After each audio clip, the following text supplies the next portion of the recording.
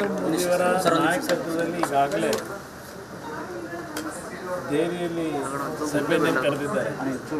ಪಕ್ಷದ ಕಚೇರಿಯಲ್ಲಿ ಸಭೆ ನಡೀತಿದೆ. ನಾಳೆ ದಿನ NDA ಪಾರ್ಟ್ನರ್ಸ್ಗಳು ಸಭೆಯನ್ನು ಕರೆದಿದ್ದಾರೆ. ಯಾವುದೇ ರೀತಿಯ ಸಮಸ್ಯೆಗಳಿದ್ದಾಗಿಲ್ಲ. ಇವತ್ತು ನರೇಂದ್ರ ಮೋದಿಯವರ ನಾಯಕತ್ವದಲ್ಲೇ ಪುನಃ ಮೂರನೇ ಬಾರಿಗೆ BJPಯ ಮತ್ತು BJP ಪಕ್ಷದ ಜೊತೆಯಲ್ಲಿರ್ತಕ್ಕಂಥ NDA ಅಲಯನ್ಸ್ನ ಪಕ್ಷಗಳಿದ್ದಾವೆ. ಎಲ್ಲರೂ ಜೊತೆಗೂಡಿ ರಾಷ್ಟ್ರದ ಒಂದು ಭದ್ರತೆಗೆ, ರಾಷ್ಟ್ರದ ಆರ್ಥಿಕ ಪರಿಸ್ಥಿತಿಗಳನ್ನು ಸುಧಾರಿಸ್ತಕ್ಕಂಥದ್ದಕ್ಕೆ ಉತ್ತಮವಾದ ಕಾರ್ಯಕ್ರಮಗಳನ್ನು ತರ್ತಕ್ಕಂಥ ನಿಟ್ಟಿನಲ್ಲಿ ಬಹುಶಃ ಮೂರನೇ ಸರ್ಕಾರ ರಚನೆ ಆಗುತ್ತೆ ಅನ್ನೋದು ನಾನು. ಸರ್, ಈಗ ಮಧ್ಯಾಹ್ನದಿಂದನೇ ಈ ರಿಸಲ್ಟ್ ಯಾವಾಗ ಸ್ವಲ್ಪ ಇತ್ತು. ಸೊ ಅಲ್ಲಿಂದನೇ ಆವಿನೇಟ ಶುರುವಾಗಿದೆ. ಒಂದು ಕಡೆ NDA, ಒಂದು ಕಡೆ ಇಂಡಿಯಾ. ಸೊ ಇದು ಕೆಲವರು ಕಿಂಗ್ ಮೇಕರ್ ಆಗೋ ಸಾಧ್ಯತೆಗಳಿದೆ ಅಂತ ಹೇಳ್ತಾ ಇದ್ದಾರೆ ಇಡೀ ದೇಶದಲ್ಲಿ. ಇಲ್ಲ, ಅದು ಇವತ್ತಿನ ಈ ಒಂದು ಫಲಿತಾಂಶ ಏನಿದೆ, ಇವತ್ತು ಎಲ್ಲರ ಒಂದು ಸಹಮತಗಳು, ಎಲ್ಲರ ಒಂದು ಪರಸ್ಪರ ವಿಶ್ವಾಸದಲ್ಲಿ ಕೆಲಸ ಮಾಡಬೇಕು.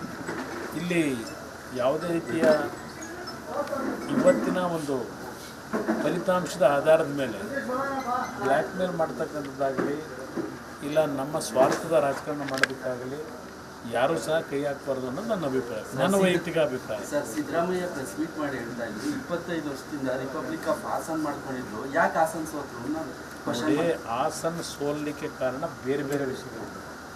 ಅದು ಕಾಂಗ್ರೆಸ್ನ ಗೆಲುವಲ್ಲ. ಅದು ಹಾಸನದಲ್ಲಿ ಗೆದ್ದಿರತಕ್ಕಂಥದ್ದು ಕಾಂಗ್ರೆಸ್ನ ಗೆಲುವಲ್ಲ. ಅದು ಅವರಿದ್ದೊಂದು ಚುನಾವಣೆಯ ಫಲಿತಾಂಶ ಏನಿದೆ, ಫಲಿತಾಂಶ ಅವರು ಕಾಂಗ್ರೆಸ್ನ ಅಭ್ಯರ್ಥಿ ಚುನಾವಣಾ ಫಲಿತಾಂಶದ ಘೋಷಣೆ ನಂತರ ಮೊದಲು ಯಾರ ಮನೆಗೆ ಹೋದರು? ಕಾಂಗ್ರೆಸ್ ನಾಯಕರ ಮನೆಗೆ ಹೋದರು? ಯಾರ ಮನೆಗೆ ಹೋದರು? ಪೆಂಡ್ರೈವ್ ಇದ್ದವ್ರ ಮನೆಗೆ ಹೋದ್ರು? ಯಾರ ಮನೆಗೆ ಹೋದರು? ಇದೆಲ್ಲ ನಡಿ, ಈಗ ಶುರು ಮಾಡೋಣ. ಕೇಸರಿಯಿಂದ ಮನೋಲ್ಲಾಸ ಮನಸ್ಸು ಮತ್ತೇರಿ ಕುಣಿದಾಡಿದೆ ನೋಡು, ಮನಸ್ಸು ಮತ್ತೇರಿ ಕುಣಿದಾಡಿದೆ ನೋಡು.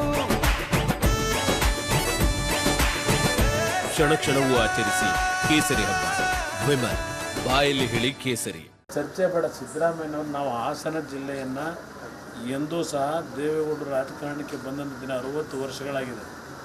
ಎಂದೂ ಸಹ ಹಾಸನ ಜಿಲ್ಲೆಯ ರಾಜಕಾರಣದಲ್ಲಿ ದಬ್ಬಾಳಿಕೆಯ ರಾಜಕಾರಣ ನಾವು ಮಾಡಲಿಕ್ಕೆ ಹೋಗಿಲ್ಲ ನಮ್ಮ ಕುಟುಂಬದಲ್ಲಿ.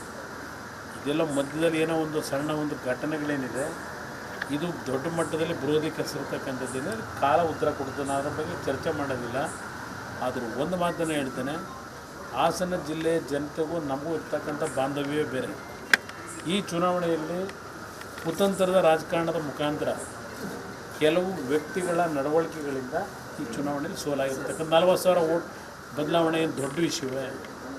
ಇವತ್ತು ಆ ರೀತಿ ಹೋದರೆ ರಿಪಬ್ಲಿಕ್ ಅಂತಕ್ಕಂಥದ್ದು ನೀವು ಕೇಳೋದಾದರೆ, ಇವತ್ತು ಬೆಂಗಳೂರು ಗ್ರಾಮಾಂತರದ ರಿಸಲ್ಟ್ ಇದೆಯಲ್ಲ, ಅದನ್ನು ಹೇಳಿ.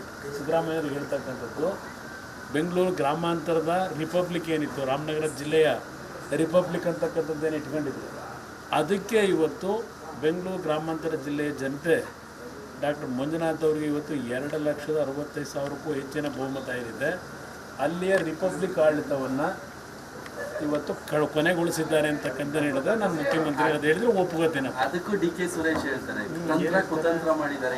ಯಾವ ಕುತಂತ್ರ? 2,65,000 ಮತ ಪಡಿಬೇಕಾದ್ರೆ ಕುತಂತ್ರ